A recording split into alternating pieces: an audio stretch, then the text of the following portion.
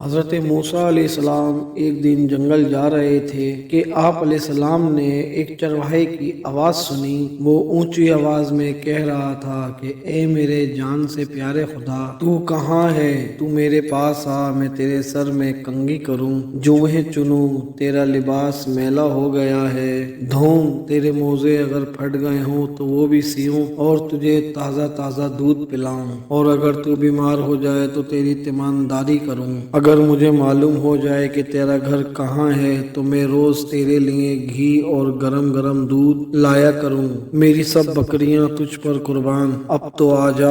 حضرت موسیٰ علیہ السلام اس کے قریب گئے اور کہنے لگے، ارے احمق، تو یہ باتیں کس سے کر رہا ہے؟ تو چرواہے نے جواب دیا کہ میں یہ باتیں اس سے کر رہا ہوں کہ جس نے تجھے اور مجھے پیدا کیا اور یہ زمین آسمان بنائے۔ یہ جواب سن کر حضرت موسیٰ علیہ السلام نے غضبناک ہو کر کہا کہ ارے بدبخت، تو اس بیہودہ الفاظ سے کہیں کبھی نہ رہا، بجائے مومن کے تو کافر ہو گیا۔ خبردار، ایسی بے معنی اور فضول کی بکواس بن کر تیرے اس کفر کی بدبو ساری دنیا میں پھیل چکی ہے۔ ارے بے وقوف، یہ دودھ لسی دنیا کے لیے ہیں، کپڑوں کے محتاج تو ہم لوگ ہیں۔ حق تبارک و تعالی ان تمام تر حاجتوں سے بے نیاز ہے، نہ وہ بیمار پڑتا ہے اور نہ ہی اسے کسی تیمارداری کی ضرورت ہے، اور نہ ہی اس کا کوئی رشتہ دار ہے۔ تو ابھی اسی وقت توبہ کر اور ڈر آئندہ ایسے الفاظ ادا کرنے سے۔ حضرت موسیٰ علیہ السلام کے غیظ و غضب کے لہجے میں بھرے ہوئے یہ الفاظ سن کر اس چرواہے کے اوساں خطا ہو گئے اور وہ ڈر سے تھر تھر کانپنے لگا۔ اس کا چہرہ زرد پڑ گیا اور بولا، اے خدا کے جلیل القدر نبی، تم نے ایسی بات کہی کہ میرا منہ ہمیشہ کے لیے بند ہو گیا، اور مارے ندامت کے میری جان تو ہلاکت میں پڑ گئی۔ یہ کہتے ہی اس چرواہے نے سرد آہ کھینچی اور اپنا گریبان تار تار کیا اور دیوانوں کی طرح اپنے سر پر خاک اڑاتا ہوا چل دیا۔ جب موسیٰ علیہ السلام اللہ تبارک و تعالیٰ سے ہم کلام ہونے کے لیے کوہ طور پر گئے تو اللہ تبارک و تعالیٰ نے فرمایا کہ اے موسیٰ، تو نے ہمارے بندے کو ہم سے جدا کیوں کیا؟ تو دنیا میں جدائی کے لیے آیا ہے یا ملاپ کے لیے؟ خبردار، اس کام میں احتیاط رکھ۔ ہم نے اپنی مخلوق میں اس کی فطرت الگ الگ بنائی ہے اور ہر فرد کو دوسروں سے جدا عقل بخشی ہے۔ جو بات ایک کے حق میں اچھی ہے تو دوسرے کے حق میں بری ہے، ایک کے حق میں دریا کا اثر رکھتی ہے اور وہی دوسرے کے لیے زہر ہے، ایک کے حق میں نور تو دوسرے کے حق میں نار۔ ہماری ذات پاکی سے اور ناپاکی سے مبرہ ہے۔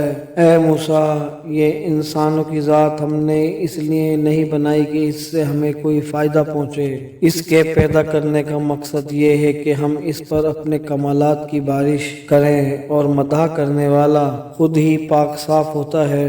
ہم کسی کے قول اور ظاہر پر نگاہ نہیں رکھتے، ہم تو باطن اور حال دیکھتے ہیں۔ اے موسیٰ، ہردمندوں کے آداب اور ہیں، دل جلوں اور جانہاروں کے آداب اور ہیں۔ حضرت موسیٰ علیہ السلام نے جب اللہ تبارک و تعالیٰ کا یہ خطاب سنا تو سخت پریشان ہوئے اور خداوند متعال سے خوب معافی مانگی، اور بڑی پریشانی اور بے چینی میں اس چرواہے کو ڈھونڈنے کے لیے جنگل کی طرف گئے۔ اس قدر چلے کہ پیروں میں چھالے پڑ گئے، لیکن تلاش جاری رکھی۔ آخر کار آپ اسے پا لینے میں کامیاب ہو گئے۔ تو چرواہے نے دیکھتے ہی کہا کہ اے موسیٰ، اب مجھ سے کیا خطا ہو گئی کہ آپ یہاں بھی آ پہنچے؟ تو موسیٰ علیہ السلام نے جواب دیا کہ اے چرواہے، میں تجھے مبارکباد دینے کے لیے آیا ہوں۔ تجھے حق تبارک و تعالیٰ نے اپنا بندہ فرمایا ہے اور اجازت عطا کی ہے کہ جو تیرے دل میں آئے بلا تکلف کہا کر۔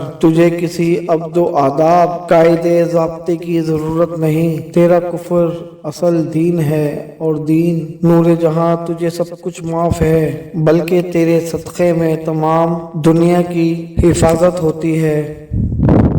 چرواہے نے اے پیغمبر خدا اب میں اس دعوت کے کہاں قابل رہا ہوں کہ میں کچھ کہوں، میرے تو دل کا خون ہو چکا ہے، اب میری منزل تو بہت آگے ہے۔ آپ نے ایسی ضرب لگائی کہ اب ہزاروں لاکھوں سال کی راہ طے کر چکا ہوں، میرا حال بیان کے قابل نہیں، اور یہ جو کچھ بھی میں کہہ رہا ہوں اسے بھی میرا حوال مت جانے۔ مولانا رومی اس حکایت سے یہ نتیجہ نکالتے ہیں کہ اے شخص جو تو حق تعالیٰ کی حمد و ثنا بیان کرتا ہے، کیا سمجھتا ہے کہ تو ابتدا سے انتہا تک ناقص اور تیرا حال و قال بھی ناقص؟ یہ محض اس پروردگار و رحمان و رحیم کا کرم ہے کہ وہ تیرے ناقص اور تیرے گندے تحفے کو بھی قبول فرماتا ہے۔